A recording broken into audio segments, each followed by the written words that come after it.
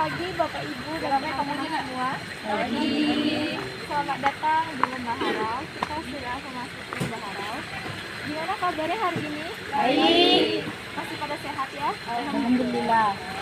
Semangat ya, harus semangat. Oke. Sebelumnya perkenalkan lagi, kalau tahu ada yang belum tahu nama saya. Nama saya adalah Ana Fitri dari kelas 12 Perjalanan Wisata. Di sini saya akan menjadi guide Bapak Ibu pada hari ini. Nah, kita sudah memasuki hari kedua pelaksanaan tur kita. Sebelumnya saya akan menyampaikan lagi tur itinerary kita pada hari ini. Jadi yang pertama dari Hotel Pondok Bambu tadi, kurang lebih jam 8 lewat kita sudah check out, langsung menuju ke Lembah Harau ini. Karena tadi tempat wisata di sini masih tutup, jadi kita melanjutkan perjalanan ke air terjun Sarasa Buntar. Nah, di sana kita berfoto stop di sana kurang lebih 30 menitan. Kemudian melanjutkan perjalanan lagi ke Harau Kali ini. Kemudian selanjutnya dari Harau Kali ini kita akan menuju ke kolam renang Tirta Alami untuk mandi, bermain air dan aktivitas lainnya. Itu kurang lebih sampai sore, diperkirakan sampai jam 17 sore. Kita langsung akan melanjutkan perjalanan kita ke Kariaman, Kecamatan Lubu Alung, dan akan menginap di sana. Baik Bapak Ibu, sebelumnya karena kita sudah sampai di Harau, ada baiknya saya menjelaskan sedikit tentang Lembah Harau ini. Jadi Bapak Ibu, Lembah Harau merupakan lembah subur yang terletak di Kecamatan Harau, Provinsi Sumatera Barat, Kabupaten 50 Kota. Nah, berjaraknya dari Kota Padang itu sekitar 138 km dan dari Kota Bukit Tinggi itu 47 km, 18 km dari Kota Payakumbuh dan 2 km dari pusat pemerintahan Kabupaten 50 Kota.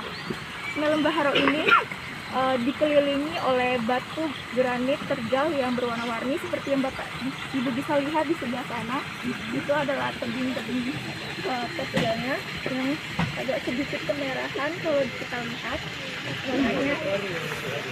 Nah, ada yang udah tahu belum dari mana berasalnya kata Harau? Belum. Nah, jadi Bapak Ibu, Harau ini diyakini berasal dari kata parau. Jadi dulunya penduduk yang tinggal di Bukit Jambu itu sering mengalami kebanjiran dan tanah longsor. Nah, sehingga menimbulkan kegaduhan dan kepanikan. Penduduknya sering berteriak histeris dan sehingga akhirnya menimbulkan suara yang parau. Dengan ciri suara penduduknya banyak yang parau didengar, maka daerah ini dinamakan Orau. Nah, kemudian berubah nama menjadi Arau, dan sampai sekarang penyebutannya lebih sering menjadi Harau. Nah, itu tadi asal usul kata Harau itu berasal. Nah, Bapak Ibu, di Lembah Harau ini dijuluki sebagai Lembah Yosemite di Indonesia atau Lembah Yosemite-nya Indonesia. Lembah Yosemite ada yang tahu apa itu? Ya. Jadi Lembah Yosemite ini adalah taman nasional yang berada di Sierra Nevada, California. Nah, jadi karena keindahannya mirip dengan Lembah Yosemite, makanya disebut sebagai Lembah Yosemite Indonesia. Kalau kita lihat secara kasat mata, memang agak sedikit mirip-miripan. Kemarin saya searching di Google, memang agak sedikit mirip. Cuman yang membedakannya itu hanya mungkin warnanya. Kalau Lembah Harau kan warnanya sedikit kemerah-merahan, tetapi kalau Lembah Yosemite itu warnanya lebih ke bebatuan alami. Nah, itu tadi informasi singkat yang bisa saya sampaikan tentang Lembah Harau. Nah, sekarang kita sudah ada di salah satu objek wisata yang ada di Lembah Harau ini, yaitu Harau Valley namanya, atau Kampung Sarosa. Nah, di Harau Valley ini adalah tempat wisata yang menyediakan beberapa tempat. Salah satunya yaitu Kampung Eropa yang sempat viral pas diresmikannya, pas dibuka nih, dingin sekali di Sumbar ini. Karena pertama kalinya di Sumbar yang menghadirkan spot foto yang berlokasi di Eropa. Nah, tempat-tempatnya itu contohnya seperti miniatur Menara Eiffel, Menara Pisa Roma, Jembatan San Francisco, dan Big Ben London. Nah, itu dan beberapa tempat terkenal di Eropa lainnya. Nah, belum lama ini kawasan ini disulap menjadi suasana Korea dan Jepang, yaitu nama wisatanya itu Kampung Salsa atau Kampung Korea Jepang. Kampung Korea Jepang ini merupakan spot foto teranyar yang ada di Harovale ini. Jadi Bapak dan Ibu bisa lihat itu di belakang Bapak dan Ibu itu adalah lokasi Kampung Korea Jepang yang nanti kita akan kunjungi. Ini.